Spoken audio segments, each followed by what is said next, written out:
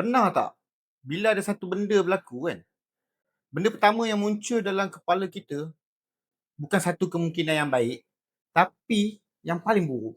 Padahal belum tentu jadi yuk. Secara logik, peluang baik dengan buruk ni sebenarnya sama-sama wujud. Tapi otak kita tetap akan pilih yang paling negatif. Ini bukan sebab manusia ni pesimis. Dalam psikologi evolusi, otak manusia ni dibina untuk mengesan ancaman lebih awal daripada peluang. Sebab sepanjang sejarah manusia ni, satu kesilapan kecil dia boleh hilangkan satu nyawa. Ataupun 1,100,000 nyawa.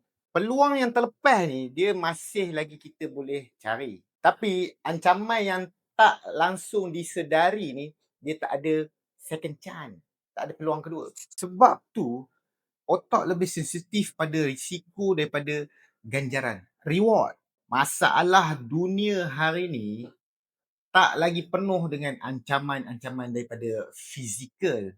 Tapi otak kita ni masih gunakan satu sistem lama dalam persekitaran yang baru tengah kita lalui hari ni.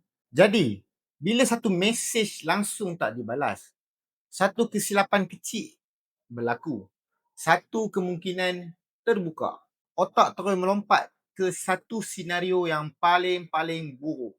Bukan sebab realiti dia macam tu, tapi sebab otak kita ni tak tahu bezakan antara ancaman sebenar dengan ancaman sosial. Jadi, bila hampa perasan fikiran hampa selalu pergi ke arah yang negatif, itu bukan tanda hampa ni rosak.